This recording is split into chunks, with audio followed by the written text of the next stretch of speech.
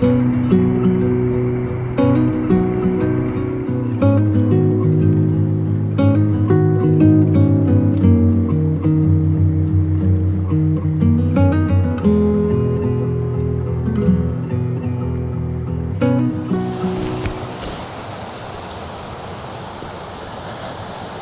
and again you come across a location that just fills you with masses of confidence, and it's a big thing in photography as well, especially wildlife photography.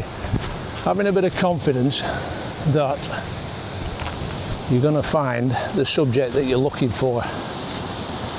So I'm hoping this mic's going to pick us up over the noise, but we're down on the river, and I love photographing on rivers, especially this time of year. We're hoping that it's teeming with life.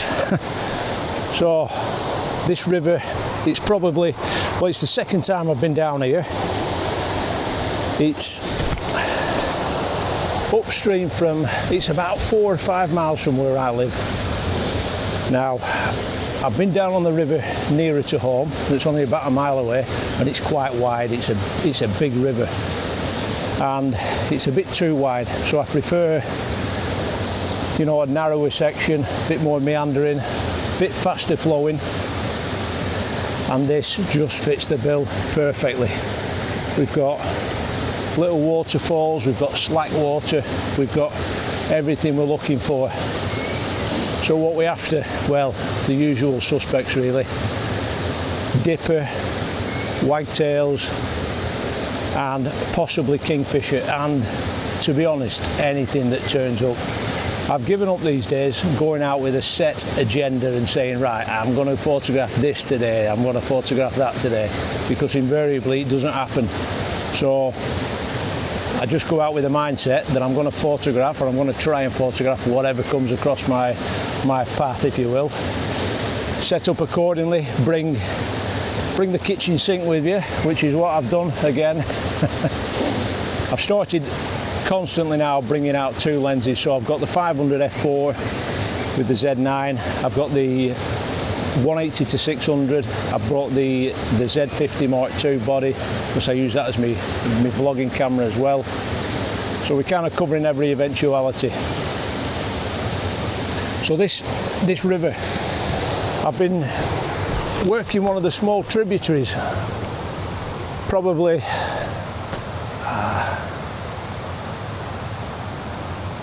couple of miles away, and the weather recently, it's just been unbelievably dry, and it's really affected the water levels. Now that can have a big effect on especially dippers. They like a fast flowing stream, they like that fast running water running over the rocks where they can get in and, you know, get that caddis larva. So when I saw it last year, that river, it was pumping, that little tributary, really fast flowing, and I saw a couple of dippers.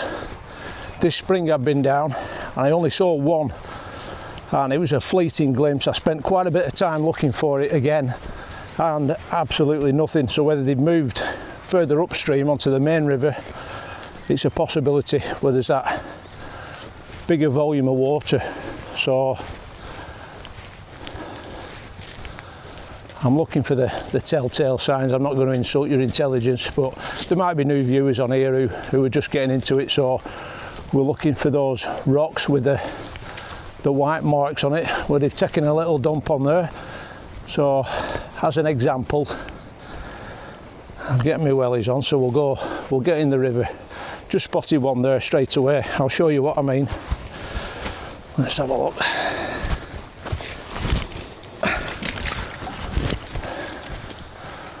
So this is quite a slow section of the river, this, but there's your, there we go. That's a classic dipper location. Looking further back down the river and further up. We've just got another little rapid further up. I clocked that when I came last time. What I did last time, brought my map down, brought the drone down as well, and did a little bit of footage, you know, just to get eyes on further. where it was beyond the fence, and I was kind of on private land. So I went door knocking, found the nearest property, got chatting with the farmer, brilliant fella, asked him for permission, no problem, and he was dead interested as well, interested in what I was trying to photograph. So I told him straight away, local knowledge. He said, oh, there's a dipper nesting on the bridge. That is invaluable, that is gold. I mean, I love going hunting for nests. It's fascinating, and it's really, really rewarding when you find a nest. But if you can cut out all that time, you know, and you get that local knowledge, you've cracked it. So going off that new bit of information then that he gave me, went down, just sat there, had a couple of hours, loads of sightings of the dipper. It was coming in, it had food in its mouth, it was landing on rocks in the river near the bridge. I didn't actually go and get eyes on the nest, I wanted to keep away from that. That's something to bear in mind. If you do find a nest, I know they're not Schedule 1 listed, but you've got to, from an ethical point of view, you don't want to be going anywhere near the nest. Just keep away. There's no point, you know, running that risk of disturbing them. So keep your distance, get your long lens on, and everyone's happy. This is a fantastic little spot here. This is the kind of speed of water that I'm looking at. Things can change in a day or two. You can come down, you could say, right, that's a cracking location there. Next day you might come, it might have chucked a lot of water down, a lot of rain, and then it might be completely washed out. But let's have a, we're getting in, we're not going too deep, but big rocks here. Probably kind of ignore that, but that's the bit I'm looking at there, that fast flowing where it's tumbling over them smaller rocks. The dippers can get in, they can stand on the rocks, they've got the water running over them, and it can provide you with a superb backdrop and shot. That's what I'm looking for as well, not just finding a decent location to photograph them. I'm looking at the overall picture, I'm looking at my composition. Is there somewhere I can get down low, which again, I say it all the time, eye level. If you're putting yourself in the wet, whatever, it doesn't matter, but you've got to get eye level. Well, you don't have to, but you'll get a damn sight better shot if you do. And as I said, it might entail playing in the stream or in the boggy stuff down the side, but you want your shot, you've got to work for it. Another thing I like to do when I'm working on a new location, this is a perfect spot to demonstrate it actually. So it's a nice section of the river, this, bit slow, bit meandering. I probably wouldn't perch myself here. I'd be further down there, because if you look further down there, you can see I've got a view down the river. So if I'm sat here, maybe a little bit further down, I can see in front of me, but I can also see what's coming and going down that long straight. If I'm sat right on this bend, I've only got a very small kind of area to survey, if you will. So I'll probably, you know, pick a spot around here. I've got eyes on down there. Not so much here because it goes around the bend. We'll have a wander up, see what it's like up at this end. You want to see what's coming and going. You know, you might see a kingfisher come whizzing down. Get your binoculars on it, and he might just land on a perch. You've got a fantastic spot there potentially for a kingfisher shot. But if it just whizzes past on this bend and then it goes past me, I can't see where it's going. Again, this is the point that I was making. Okay, we've got this stretch of meandering, really slow moving water, and then I don't know what's beyond there, so I've really got like a short window, if you will, to see things. If I go a little bit further up, I can hear the water running now, so I know we've got some fast water coming. Oh, perfect. That's absolutely perfect.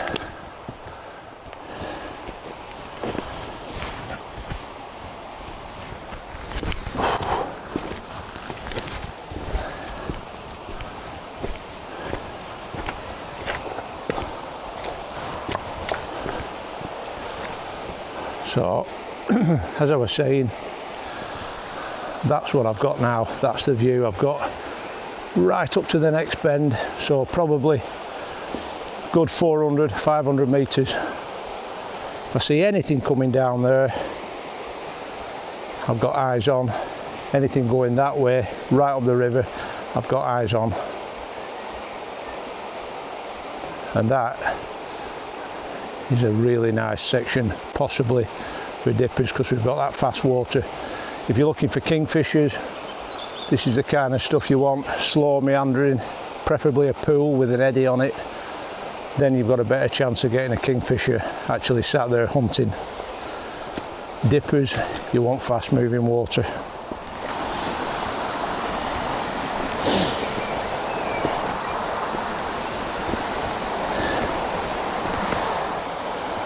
So regarding locations, there are easier ways of photographing dippers, I'm not going to lie. Pretty much, well, saying that, that kind of goes with any subject. You go to a place that's popular, where, grey wagtail there, you go to a place that's popular with a lot of footfall, a lot of traffic. You know, I've never been there myself, but I know the Peak District, literally, some of the rivers, you know, they're busy with people and the birds get used to you, so they can be really successful places to photograph them. I know where I were up in Lancs, the particular river I used to photograph them again, there was a public footpath run down the side of it, and it got quite busy, and the birds became used to human traffic, and you can use that to your advantage, no problem whatsoever. This particular location, we're out in the sticks, big time. I've never seen anyone down here. You know, I've spent 2 full days down here, never seen a soul. So I know there's not a lot of human traffic down here, and I know the birds aren't going to be used to people. All right, they'll see the odd farmer, they'll see plenty of sheep, I know that, but they're not used to people. So you're going to have to use all your fieldcraft skills, concealment, and that's what we're going to do today. I've got, you know me, I've got the camo in the back. We're going to get down, find a suitable location where we've got eyes on upstream and downstream. Get some camo on and see if we can get some pictures of them.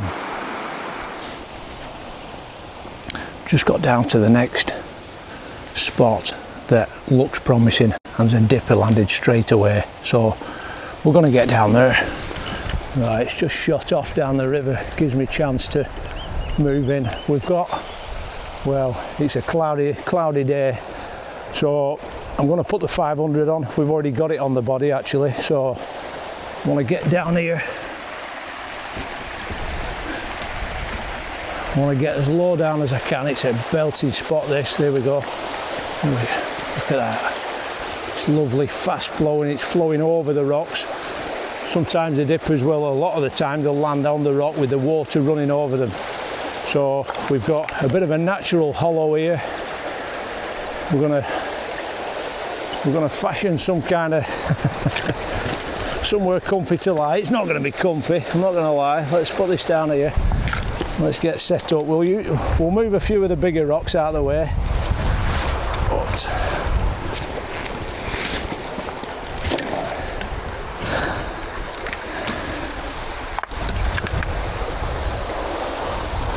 what we can do is also create, let's have a look, if I can get lead down there, bang on that. Well,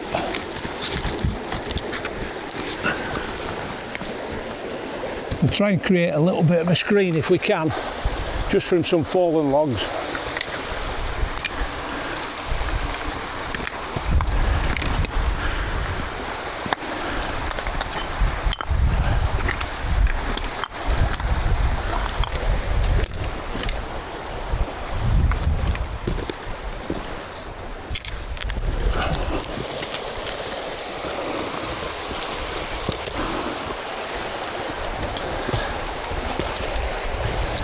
Perfect this.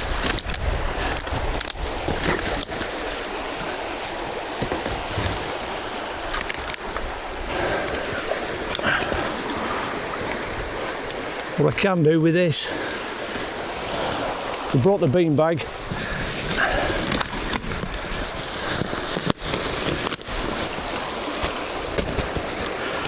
Not to mess around with the tripod then, and that's pretty solid. That it's solid enough.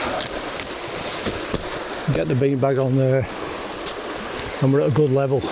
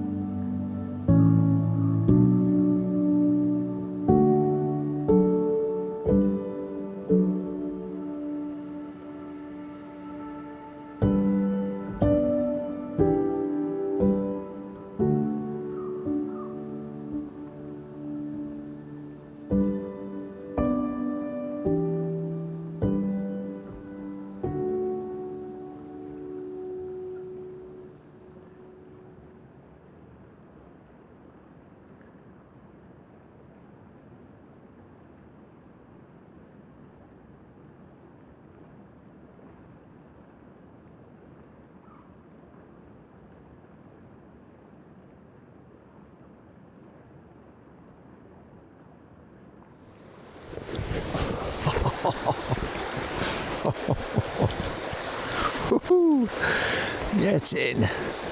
Oh, what a perfect spot. Absolutely bang on. I got some belters then. Some absolute belters. Some of the best dipper shots I think I've ever got. And it came in really close. Not what I thought it would, but it came in right in front of me. And the light was perfect.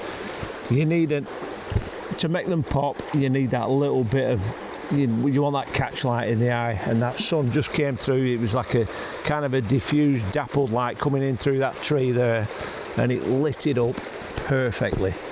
Got some nice footage of it filming. A bit filming,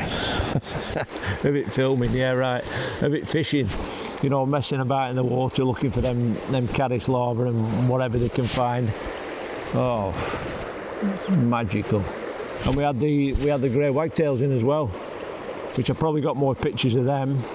They're difficult. They're quick as well. They were flitting about trying to catch insects, but I couldn't get any footage of them doing that. But super chuffed with that little dipper session. Then probably in for, I don't know, less than 5 minutes. But as I was lying here after we got set up, it flew right past, probably back up to the nest site. I know the nest site's probably half a mile up the river on that bridge.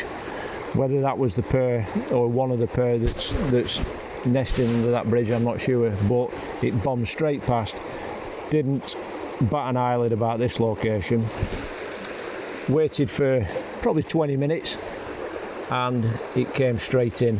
So it's obviously working its way down the river, getting food, back up to the nest and then back down the river.